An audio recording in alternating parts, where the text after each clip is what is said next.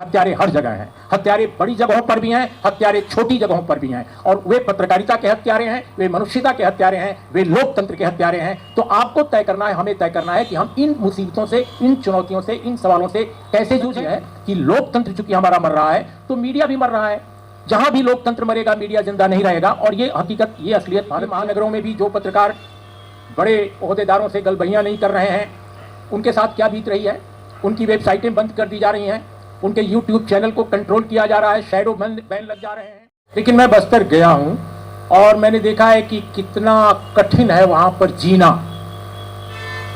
तो फिर पत्रकारिता करना कितना कठिन होगा, इसकी कल्पना तो आप सब पत्रकार कर सकते हैं।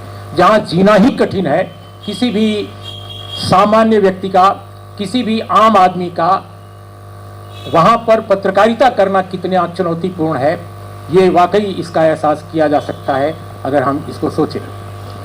लेकिन कई बार देखते हैं कि हम जो दिल्ली में रहते हैं या मुंबई में रहते हैं जर्नलिस्ट, वो इस बात का एहसास नहीं करते कि जो ग्रासरूट माने जो ज़मीनी स्तर पर जर्नलिज्म कर रहे हैं उनके सामने क्या मुसीबतें हैं, क्या कठिनाइयाँ हैं। हम उनको दोयम दर्जे या तीसरी श्रेणी या चौथी श्रेणी का पत्रकार समझते हैं।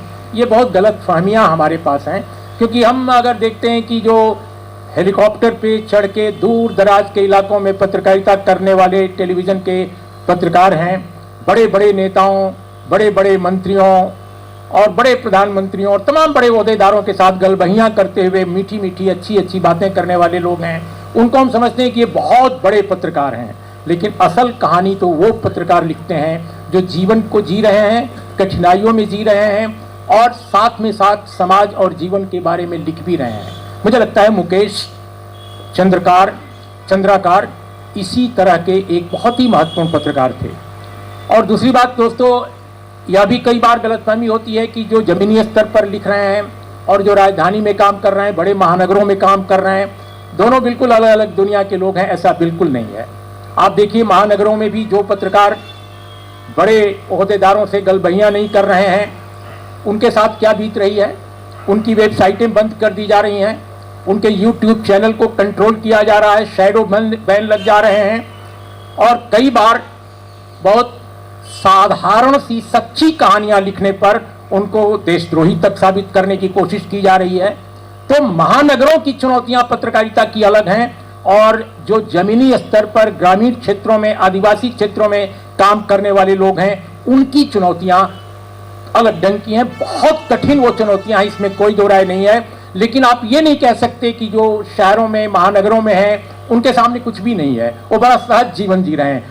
ऐसा नहीं है। लोगों को नौकरियां छोड़नी पड़ रही हैं, लोगों को नौकरियों से बाहर कर दिया जा रहा है। जर्नलिज्म के लिए वे लोग भी तरस रहे हैं जो मेन स्ट्रीम चैनलों में और मेन स्ट्रीम अखबारों में काम करते हैं। मैं कई ऐसे नौजवानों से मिलता हूं और जो आहिस्ते आकर बोलते हैं कि सर, आप लोगों का दौर तो अलग था, हम लोग तो चाहते भी हैं जर्नलिज्म करना, लेकिन हम जर्नलिज्म नहीं कर पा रहे हैं। अब उनकी जिंदगी है, उनके बाल बच्चे हैं, परिवार है, जीना है, वो करें तो करें क्या। तो जर्नलिज्म को मार डाला गया है। चाहे महानगरों में देखिए, चाहे नीचे की जो निचले स्तर की जमीन है वहां देखिए, हर जगह जर्नलिज्म को मारा जा रहा है, पत्रकारों को मारा जा रहा है और पत्रकारिता को भी मारा जा रहा है। ये अजीब हमारे समय का एक ऐसा सच है जिससे हम इनकार नहीं कर सकते। लेकिन दूसरी एक चर्चा मुकेश जी के कॉन्टेक्स्ट में जरूर मैं कहूँगा, मुझे लगता है मेहताब ने कहा, मैं कई ऐसे पत्रकारों से मिला सुकमा में, दंतेवाड़ा में, जगदलपुर में और सुकमा से भी इंटीरियर इलाकों में, जो जर्नलिस्ट थे लेकिन जो खेती कर रहे थे, जो जानवर पाल करके और जीवन जी रहे थे, जो घास फूस की झोपड़ी बनाने की कला जिनके पास थी और उसी तरह का काम करने में वो लगे रहते थे। इस तरह के अनेक लोगों, आपने संतोष का नाम लिया, संतोष को हिरासत में लिए, गिरफ्तार किया गया था और मैंने उससे पूछा कि तुम क्या कर रहे हो आजकल। कहा, हमारे पास कोई फोरम नहीं है, कोई।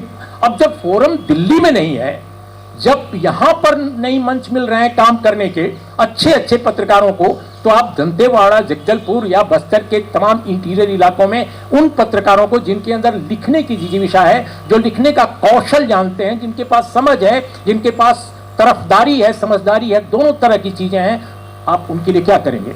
तो मुझे लगता है दोस्तों कि सच यह है कि लोकतंत्र चूंकि हमारा मर रहा है तो मीडिया भी मर रहा है। जहां भी लोकतंत्र मरेगा मीडिया जिंदा नहीं रहेगा। और ये हकीकत, ये असलियत भारत की है।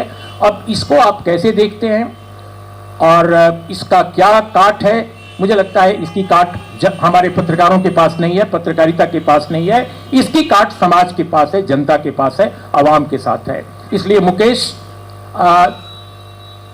चंद्राकर को मैं निजी तौर पे नहीं जानता था, लेकिन ऐसे हर पत्रकार को जानता हूं। अब जैसे आप देखिए, झारखंड में एक पत्रकार है, वो रुपेश कुमार को न जाने कितने महीनों से गिरफ्तार करके जेल में रखा गया है। अब उसके ऊपर आरोप है कि वो उग्रवादियों से जुड़ा हुआ है। उसके पास कोई हरबा हथियार नहीं पाया गया, उसके पास डायरियां पाई गई हैं, अखबार पाया गया है, किताबें पाई गई हैं और भगत सिंह की किताब पाई गई है वगैरह वगैरह इस तरह के। और उसको साबित कर दिया गया है कि वो देशद्रोही है और वो जेल में पड़ा हुआ है। कई महीने से मैं समझता हूँ साल बीत गए, साल 2 साल बीत गए होंगे। इसी तरह के और बहुत सारे पत्रकार हैं जिनके साथ ऐसा हुआ है, जिनका हम आप नाम नहीं जानते। तो मुझे लगता है कि वो कहानियां पहले तो अखबारों में छपा भी करती थी, ये कहानियां आज नहीं छप रही हैं। कौन छापेगा ये कहानियां? जो ये कहानियां छापेगा उसकी नौकरी चली जाएगी, उसको बंद कर दिया जाएगा, उसका छापना। तो ये सारे संकट जो हैं, मुझे लगता है कि दंतेवाड़ा से लेकर दिल्ली तक हैं। ऐसा नहीं है कि दिल्ली बिल्कुल बहुत अच्छी पत्रकारिता हो रही है, अब सभी लोग बहुत सुरक्षित हैं, बिल्कुल नहीं है। तो हम देख रहे हैं कि वहां पर जो उनको मारने वाला हत्यारा गैंग है, उसी तरह के हत्यारे गैंग बहुत आलीशान ढंग से जी रहे हैं, बहुत आलीशान ढंग से वे बुलंद हैं। इसलिए उनके बारे में हम नहीं कह सकते कि वे हत्यारे हैं, लेकिन हत्यारे हर जगह हैं। हत्यारे बड़ी जगहों पर भी हैं, हत्यारे छोटी जगहों पर भी हैं, और वे पत्रकारिता के हत्यारे हैं, वे मनुष्यता के हत्यारे हैं, वे लोकतंत्र के हत्यारे हैं। तो आपको तय करना है, हमें तय करना है कि हम इन मुसीबतों से, इन चुनौतियों से, इन सवालों से कैसे जूझें, इनका समाधान क्या खोजें। ये कोई आसान समय नहीं है, ये सबसे, मैं समझता हूं कि आजाद भारत का सबसे कठिन समय है। और मैं इसलिए नहीं कह रहा हूं कि मैं किसी राजनीतिक दल या किसी सत्ता या किसी एक खास की बात कर रहा हूं, बिल्कुल नहीं। ये जो स्थितियां पैदा हो गई हैं, उन स्थितियों में आप कल्पना नहीं कर सकती। गांवों में, कस्बों में, शहरों में जब हम लोग जाते थे पहले, किस तरह की लोग चर्चा करते थे और आज किस तरह की चर्चा कर रहे हैं। चर्चा का पूरा जो विमर्श है, जो पूरा का पूरा जो उसका ढर्रा है, बदल गया है। तो ये मैं समझता हूं कि आज पत्रकारिता की और जीवन की सबसे बड़ी चुनौती है। मुकेश सचमुच, आशुतोष ने बिल्कुल सही कहा कि वो शहीद हैं और पत्रकारिता के एक बहुत महत्वपूर्ण शहीद हैं। हम श्रद्धानत हैं, श्रद्धांजलि अर्पित करते हैं। और हमें ये भी सोचना चाहिए, प्रेस क्लब को और जितने और ऑर्गेनाइजेशन इस मीटिंग को बुलाने वाले हैं, सभी लोगों से मैं अपील करूंगा कि हमें कुछ करना चाहिए दिल्ली में, ताकि कम से कम हम उनके परिवार के लिए कुछ कर सकें, दबाव डाल सकें छत्तीसगढ़ सरकार पर और केंद्रीय गृह मंत्रालय पर भी कि हत्यारों के साथ तत्काल कार्रवाई उन पर, न केवल ये कि उनको गिरफ्तार कर लिया गया है, तत्काल चार्जशीट की जाए, उनके साथ कार्रवाई की जाए उचित। और छत्तीसगढ़ में खासकर कॉन्फ्लिक्ट जोन जो है, उस एरिया में पत्रकारों की सुरक्षा के लिए क्या किया जा सकता है, इस पर हम लोग विचार करें और कुछ न कुछ कंट्रीब्यूशन हम मुकेश के परिवार के लिए जरूर जुटाएं। ये मेरी आप सबसे अपील है। नमस्कार, आदाब।